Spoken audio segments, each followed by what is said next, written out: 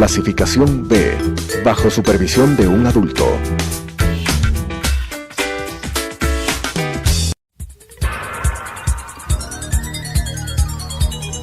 Las opiniones vertidas en este espacio por la producción y dirección del programa son de exclusiva responsabilidad de sus autores y de quienes intervienen en ellos.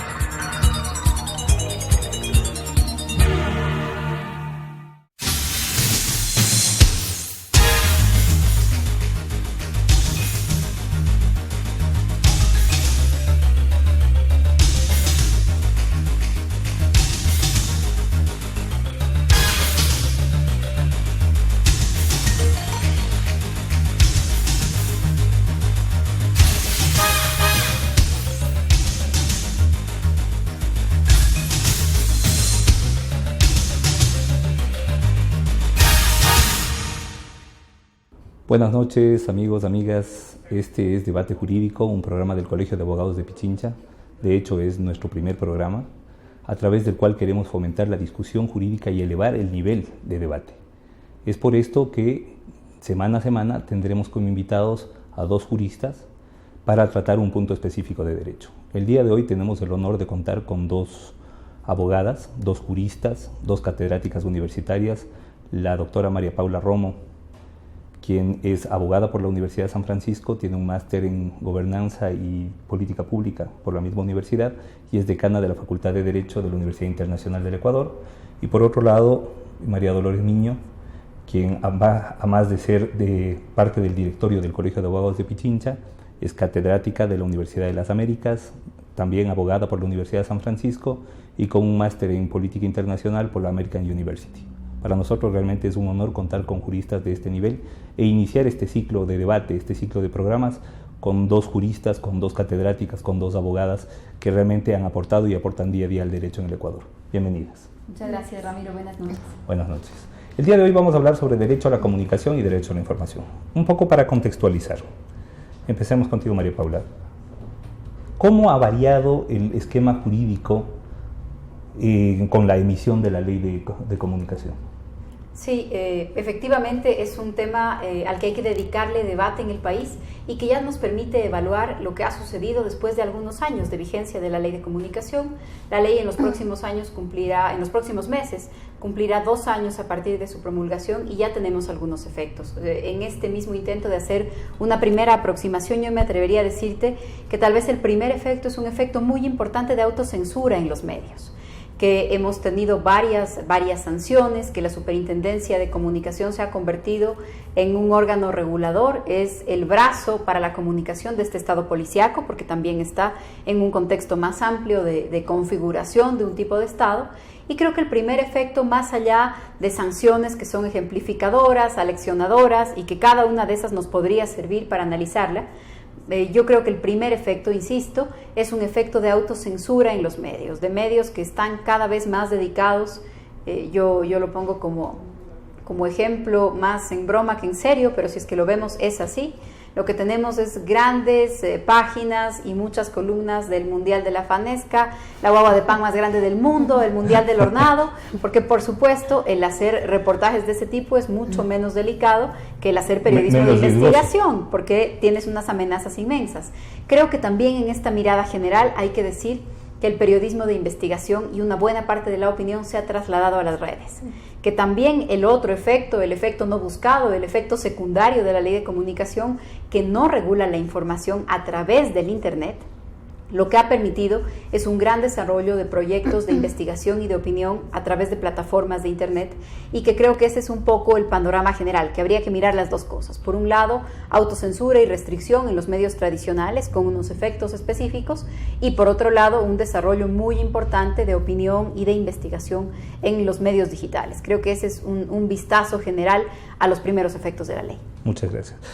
María Dolores, Ley de Comunicación y Sistema Interamericano. ¿Hasta dónde compagina o vulnera las decisiones del sistema interamericano, específicamente de la Corte Interamericana de Derechos Humanos, que últimamente ha emitido varias sentencias, especialmente una contra Argentina y varias contra Venezuela, en materia de comunicación? ¿Hasta dónde nosotros estamos incumpliendo nuestros deberes convencionales? A ver, creo que en este momento es importante que la audiencia conozca un poco cuál es la relación entre el Estado y el sistema interamericano, y no solo el sistema interamericano, sino de hecho el corpus juris que se llama en materia de derechos humanos. El Estado tiene, en virtud de haber suscrito estos tratados internacionales en materia de derechos humanos, ciertas obligaciones que tiene que respetar y tiene que garantizar. Con respecto al derecho a la libertad de expresión, que está consagrado tanto en la Convención Americana, en el artículo 13, como en el artículo 19 del Pacto Internacional de Derechos Civiles y Políticos, el Estado tiene obligaciones de respeto y también de garantía, especialmente obligaciones de respeto que implica, así muy a grosso modo, el no impedir el libre ejercicio de este derecho. Y durante décadas los órganos del sistema interamericano especialmente han venido generando jurisprudencia y generando doctrina alrededor de cómo se deben entender estas obligaciones. Entre varias de los estándares que han establecido los órganos del sistema interamericano está, por ejemplo, la no imposición de sanciones, a veces ni siquiera administrativas o civiles, mucho menos penales, con respecto, por ejemplo, a lo que se conoce como el debate de asuntos de interés público. ¿Qué se entiende como un asunto de interés público? Un asunto que de alguna manera tiene que ver con cómo trabajan los funcionarios públicos, por ejemplo, el ejercicio de derechos fundamentales, etcétera, etcétera. Entonces, ya desde que la Ley de Comunicación estaba en proyecto, la Oficina Especial de la OEA, la Relatoría Especial para la Libertad de Expresión, emitió varios comunicados durante ese periodo de tiempo donde alertaban de las posibles violaciones al artículo 13 de la Convención Americana si se aprobaba la ley. En particular, el tema de tratar de sancionar el debate sobre asuntos de interés público, y especialmente en esta figura que se inventaron, que realmente desde una perspectiva legal resulta un poco antijurídica, que se llama el linchamiento mediático, que básicamente establece una censura marco para cualquier asunto de interés público, ¿ya? Bajo esta figura del linchamiento mediático es prácticamente imposible que los medios fiscalicen o pregunten o cuestionen o opinen o critiquen lo que hacen los funcionarios públicos dentro del marco de su trabajo. Para que la audiencia tenga mejores elementos de juicio, ¿a qué se llama el linchamiento o a qué llama la Ley de Comunicación linchamiento mediático? Básicamente el linchamiento mediático vendría a ser cualquier sucesión, diría yo, o información repetitiva con respecto a una persona y a un asunto posiblemente o no de interés público. El argumento atrás del linchamiento mediático es proteger el honor de las personas. Pero realmente en la forma como fue concebido y en la forma como ha querido aplicarse, realmente lo que ha resultado ser es un mecanismo legal para evitar que se critique la gestión de los funcionarios públicos. Entonces, termina siendo, este es uno de los ejemplos más burdos, si ustedes quieren, de la ley orgánica de comunicación, pero existen muchos otros donde básicamente parecería ser que el fin último o uno de los objetivos finales de esta ley era coartar esta posibilidad de el libre debate y el escrutinio de los funcionarios públicos, y desde ahí empieza una justamente en Kimmel versus Argentina. Yo recuerdo que la Corte Interamericana de Derechos Humanos establece que es necesario fomentar el debate y el escrutinio público en una sociedad democrática. Pero claro, si al escrutinio público le llamamos linchamiento mediático, entonces sería una especie de negación, en términos. Es decir, por un lado, nos definimos como sociedad democrática y exigimos que esa democracia implique un debate amplio y un escrutinio público de la gestión de los funcionarios. Y por otro lado, a eso le llamamos linchamiento mediático y le sancionamos. Termina siendo así, ¿verdad? Exactamente, y creo que muchos de nosotros que trabajamos en este tema de derechos humanos, especialmente en el tema del derecho a libertad de expresión, hemos venido diciendo que estos últimos años lo que se ha hecho a partir del Estado o como una política del Estado es desnaturalizar el derecho a la libertad de expresión, convertirlo en algo que no es, y lo que tú dices con respecto al linchamiento mediático es precisamente eso. Tenemos un deber convencional y un deber internacional de garantizar el debate sobre asuntos de interés público que se coarta cuando estableces una figura creada entre gallos y medianoche, que es el linchamiento mediático. Y por otro lado tenemos un Estado cuya política pública empieza a dirigirse hacia transformar el derecho a la libertad de expresión en algo que no es, un servicio público. ¿Ya? El servicio público y el derecho son dos cosas completamente diferentes. Ya vamos a analizar en un momento por qué no es un servicio público, por qué eso no es un servicio público. María Paula, tú nos hablabas de autocensura. Jurídicamente, ¿qué implica esto? Sí, yo quisiera también un poco en relación a lo que ahora decía María Dolores, hablar de algunas de las formas en que la ley desnaturaliza el alcance de la libertad de expresión y tal vez referirme a dos cosas que son graves debilidades de la ley. La una es la confusión que hace entre información y opinión. Esto es algo muy complicado para el debate democrático, porque la información, es decir, si es que yo voy a publicar una noticia en la que anuncio cuál es el déficit, digo tantos miles de millones de dólares, entonces hay unos requisitos para la información. Esta información debería estar verificada, contrastada, debo señalar cuáles son las fuentes, porque no me puedo inventar cuántos miles de millones son el déficit, ¿no es cierto? Bueno, pero con todo respeto, hay ciertos aspectos incluso técnicos en los cuales la contrastación puede ser muy difícil. Totalmente. O sea, ¿qué pasa cuando el presidente dice que hemos tenido un temblor de 6.5 y cuando el servicio sísmico de los Estados Unidos dice que es un terremoto de 7.9? Exactamente. ¿Cómo informas? Pero aún así, la información, y creo que sería interesante analizar también la autocensura para ese mismo evento, en el tema de la reacción de los medios frente a un dato tan importante de la realidad, a un hecho tan importante, tan grave, la reacción. Y también tiene que ver con esta confusión entre información y opinión. Porque una cosa es exigir que la información sea veraz y otra cosa es exigirle veracidad a la opinión. No, yo opino que esto está mal manejado, yo opino que se excedió en sus competencias, yo opino que no es correcta la forma en la que abordó este problema. En este momento, uno de los grandes temas para la autocensura de quienes debaten asuntos de interés público es precisamente esta confusión entre información y opinión. Y yo ahí agregaría algo más de lo que ahora mismo se comentaba, que es el tema de la actuación de los funcionarios públicos y el escrutinio de los funcionarios públicos, porque la otra cara de la moneda de la libertad de expresión es la protección y el respeto a la honra de las personas, ¿no es cierto? Entonces, por un lado yo tengo libertad para decir ampliamente lo que creo, lo que opino, y por otro lado debo respetar unas condiciones de honor, de honra de las personas. ¿Qué es lo normal? Que esas condiciones, que esa protección que existe sobre un ciudadano sea menor frente a un funcionario público, no que sea mayor, sino que sea menor. Vamos a analizar eso, porque además aquí es el mundo al revés. Ese es un tema que créeme que lo conozco más o menos bien y que lo he sufrido en carne propia como abogado de un par de cosas, pero ¿por qué la comunicación no es un derecho sino un servicio público? O mejor dicho, al revés, ¿por qué es un derecho y no un servicio público? A ver, primeramente es un derecho porque de alguna manera, y esto lo ha sostenido varios organismos internacionales en materia de derechos humanos, es ¿qué nosotros obtenemos de nuestra posibilidad de intercambiar, recibir y buscar información? En este ejercicio democrático de buscar, recibir y difundir información, incluso podemos llegar a proteger otros derechos fundamentales.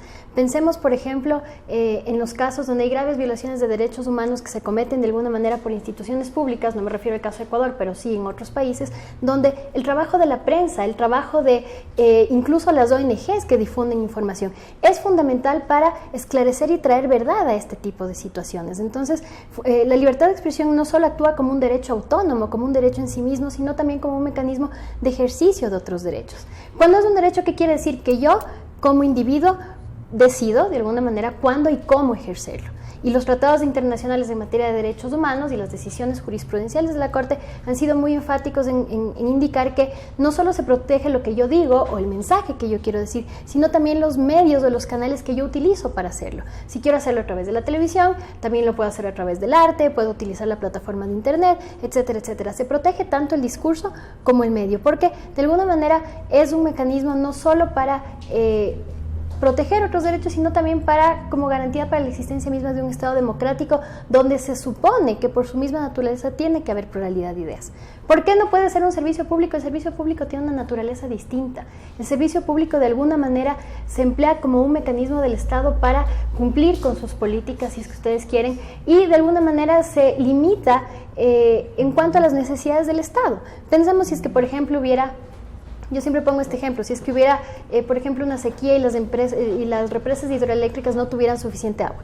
Lo que se ha hecho en otras oportunidades en Ecuador es suspender el servicio público de la luz en aras de atender esa emergencia. ¿Ya? Bajo ese mismo supuesto y bajo este mismo ejemplo, lo que podría suceder, entendiendo la comunicación como un servicio público, es que el Estado diga, como es un servicio público y ahorita no me es conveniente o no es pertinente que circulen libremente las ideas, yo voy a, de alguna manera, suspender o racionar este libre ejercicio o este libre flujo de ideas a mi conveniencia. Eso es lo que pasa cuando se desnaturalizan derecho y servicio público. Muchas gracias. Y María Paula, hace un momentito nos hablabas de protección del honor del funcionario público. ¿Cuáles son los estándares jurídicos que deben primar o que deben regir justamente para evaluar la protección del honor del funcionario público o de la persona pública que está sometida al escrutinio en una sociedad democrática?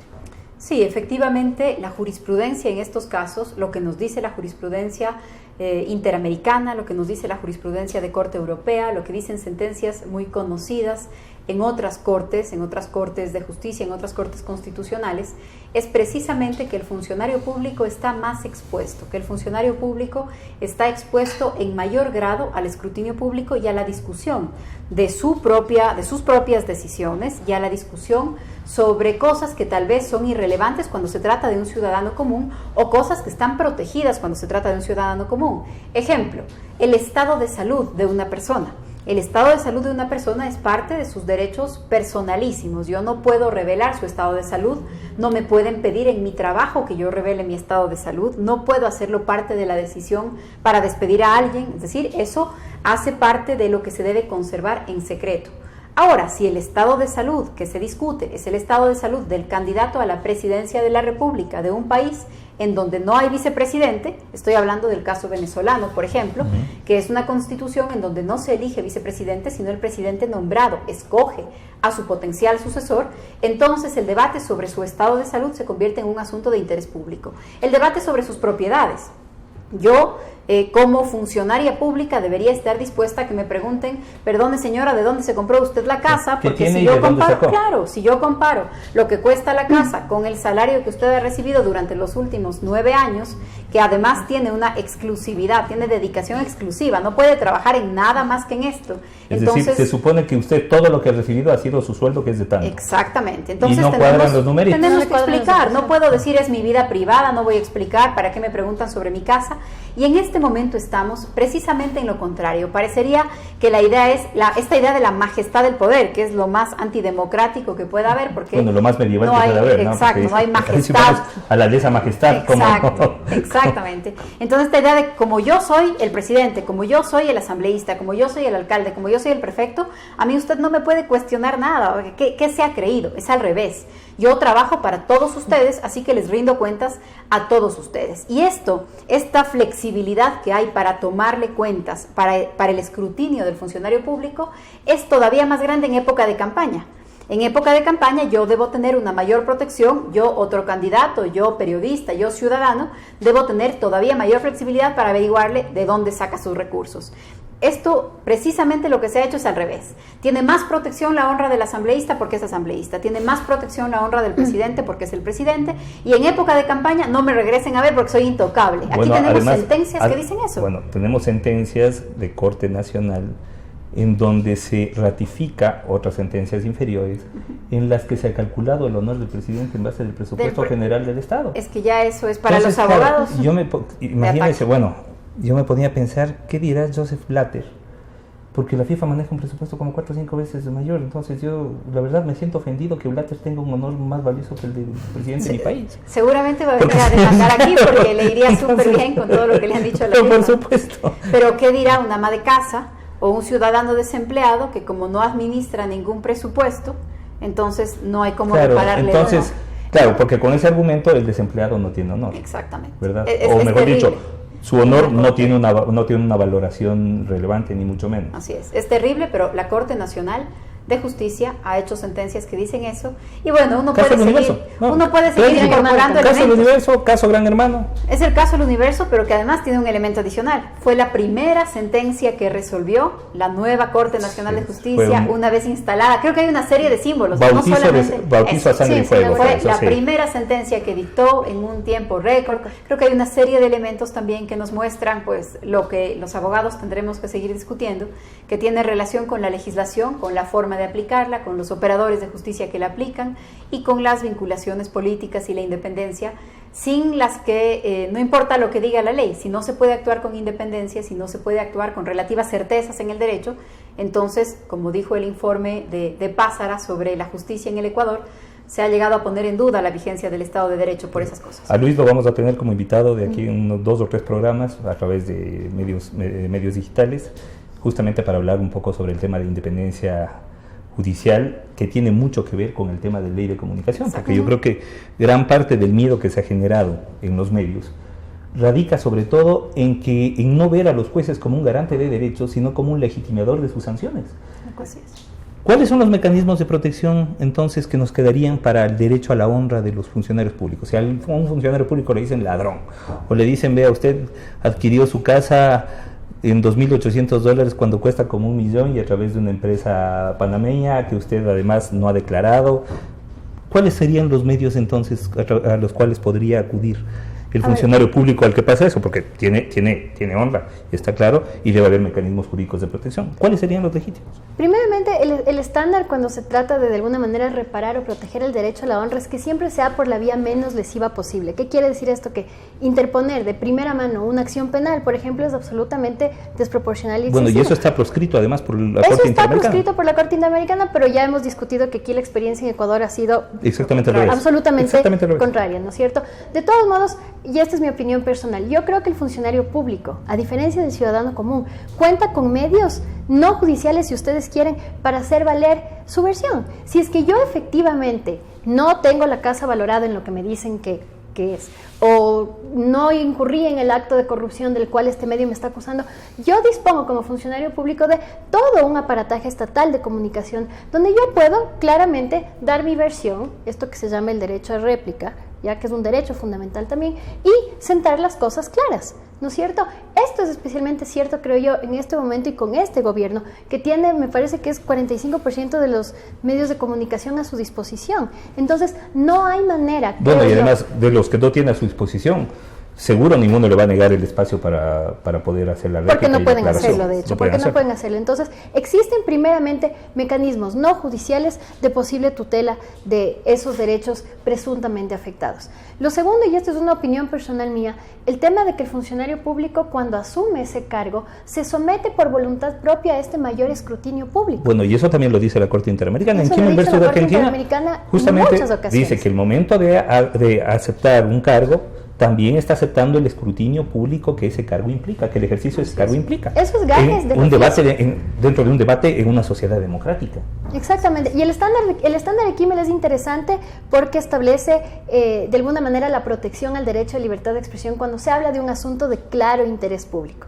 Pero la Corte Interamericana tiene otra sentencia que también es interesante en el caso Fontevecchia, donde se discutía una cuestión que era personalísima del presidente Menem, me parece. Se discutía sobre un artículo que había sacado una revista sobre un presunto hijo ilegítimo que él tendría con una asambleísta. Y el argumento por los cuales a nivel interno a estos periodistas se les condenó es que esto no tiene nada que ver con sus funciones de presidente, esto es ya su vida privada y por lo tanto ustedes incurrieron en un abuso, si ustedes quieren, de su ejercicio de libertad de expresión el rato que sacaron este artículo.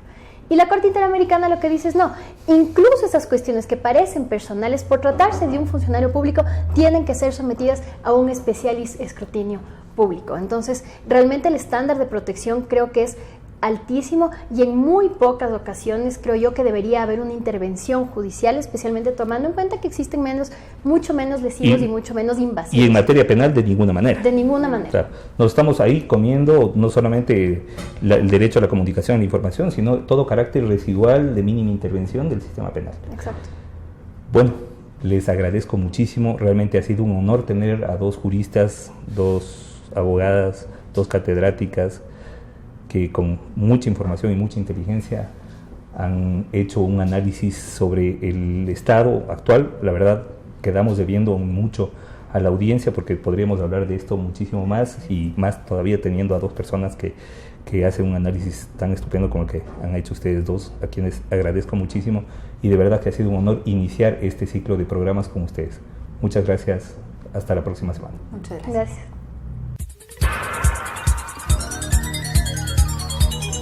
Las opiniones vertidas en este espacio por la producción y dirección del programa son de exclusiva responsabilidad de sus autores y de quienes intervienen en ellos.